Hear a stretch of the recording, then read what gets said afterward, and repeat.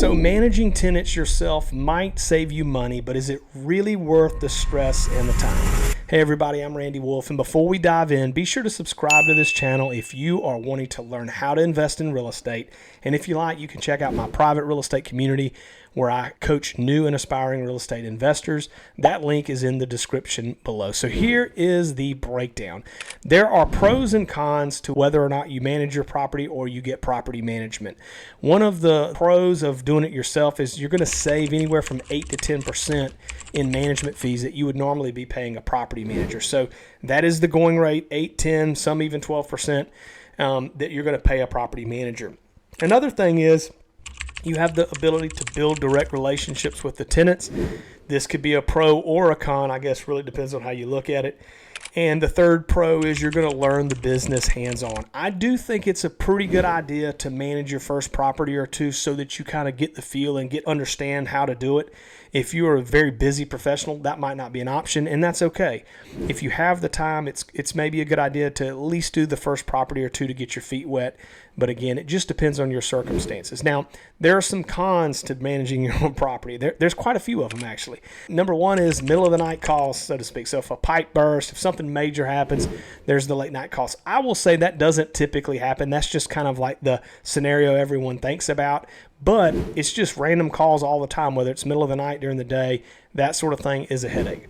Number two, just got finished with one of these, and it's very, it's not fun, is dealing with evictions yourself or even dealing with repairs yourself. So having to manage repairs, whether you're doing them yourself or you're having to reach out to contractors to get in to make repairs.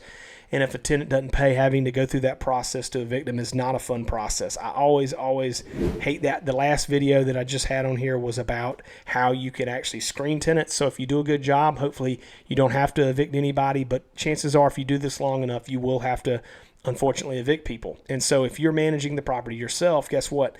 That falls on your shoulders, as well as coordinating with repairs. Number three is it's very time consuming if you scale beyond one or two properties, which hence is why I said the first one or two maybe you manage yourself and then you hand it off. So dealing with property maintenance and repairs and tenants, it's not that it necessarily is just each thing takes up that much time. It's more or less just in your headspace. If you're constantly getting reached out, like today, we have had 3 maintenance requests today alone. It is now, at the time of this recording, it is 1:44 p.m. in the afternoon. I've already had 3 tenants with maintenance request. It's just one of those days. I mean, it feels like a Monday, even though it's not Monday, because it seems like everything's going wrong all at one time. And I actually have a team and we manage in-house, but I see the maintenance requests when they come in. And so, you know, if you're having to deal with all that yourself, it can be a big headache just trying to do other things, and then you're getting bogged down with that. So there are some big benefits to having a property manager. They handle everything: leasing, rent collection, maintenance, all of that. And it's also great for scaling if you're trying to scale your portfolio. It's very helpful to have that. Some of the cons of property management, as I mentioned before, usually 8 to 12% of that rent is going to go away in the form of property management fees. Another big con is not all managers are created equal, and you need to be able to vet carefully.